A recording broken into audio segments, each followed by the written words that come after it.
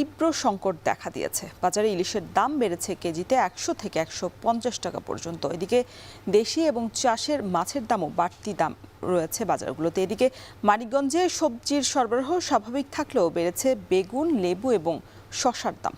এ নিয়ে আরো বিস্তারিত জানাতে ভোলার তুলাতুলি মাছঘাট থেকে যুক্ত হয়েছেন ইমতিয়াজুর রহমান এবং মানিকগঞ্জের ভাটবাউর আড়ত থেকে যুক্ত হয়েছেন আসাদ জামান। তবে শুরুতে ইমতিয়াজ, আপনার কাছে জানতে চাই, মাছের যে চড়া বাজার নিয়ে ক্রেতা বিক্রেতারা কি বলছেন?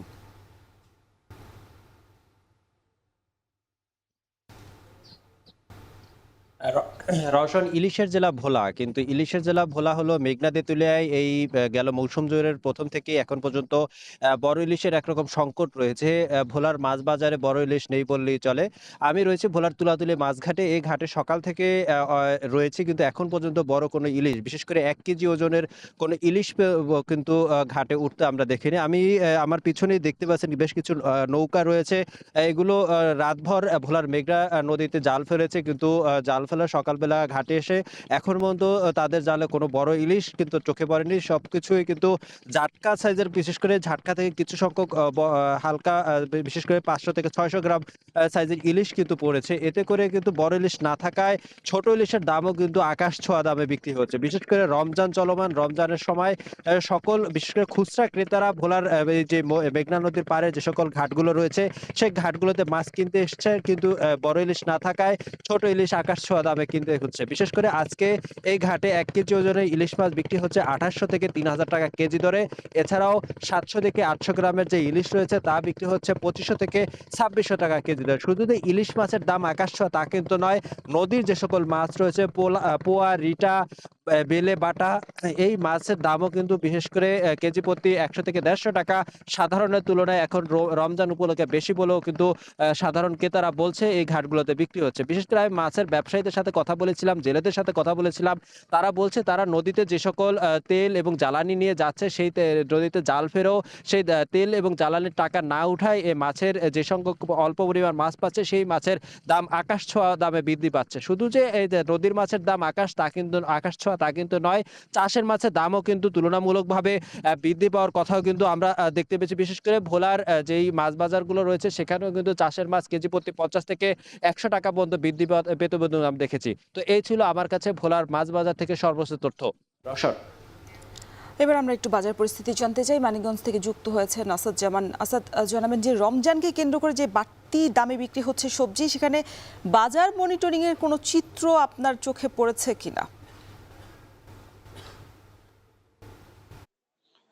রওশন, আমি এখন রয়েছি মানিকগঞ্জ সদর উপজেলার ভাটবাউর সবজির আড়তে। হ্যাঁ, আপনার প্রশ্নের উত্তর যদি দিতে চাই, যে কাল থেকে কিন্তু প্রথম রোজা ছিল, সেখানে কিন্তু লেবু, শসা এবং বেগুন এবং দাম কিন্তু বেশ ভালো দামে বিক্রি হচ্ছে। কিন্তু এখন পর্যন্ত কিন্তু আমরা মানিকগঞ্জ শহরে কোনো যে বাড়তি দামে যে লেবু, শসা সপ্তাহের ব্যবধানে 30-40 টাকা বেড়েছে, সেগুলোর জন্য কিন্তু কোনো বাজার মনিটরিং আমাদের চোখে পড়েনি। আজকের বাজার দর সম্পর্কে যদি একটু বলতে চাই, যে লেবু গত সপ্তাহে যেটা 110 টাকা বিক্রি হচ্ছে, আজ সেটা 130 থেকে 150 টাকা পর্যন্ত কেজিতে এই আড়তে বিক্রি হচ্ছে। অপরদিকে কিন্তু এই লেবুটাই যে খুচরা বাজার, সেখানে কিন্তু 20-30 টাকা বেড়ে কিন্তু 180-70 টাকায় কেজিতে বিক্রি হতে আমরা দেখেছি। অপরদিকে শসা 60-65 টাকা এখানে বিক্রি হলেও কিন্তু বাজারে, খুচরা বাজারে সেটা 80 থেকে 90 টাকা পর্যন্ত উঠেছে।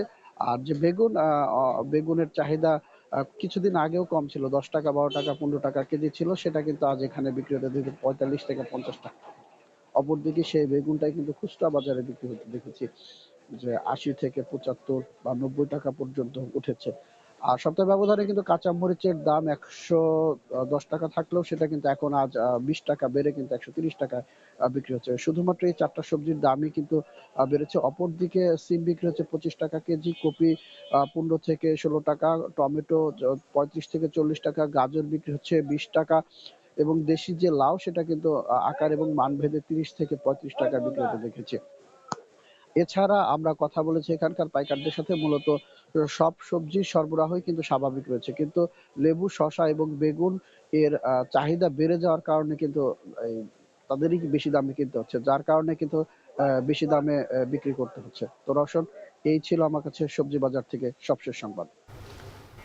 ঢাকার বাইরের বাজার পরিস্থিতি জানাতে মানিকগঞ্জ থেকে যুক্ত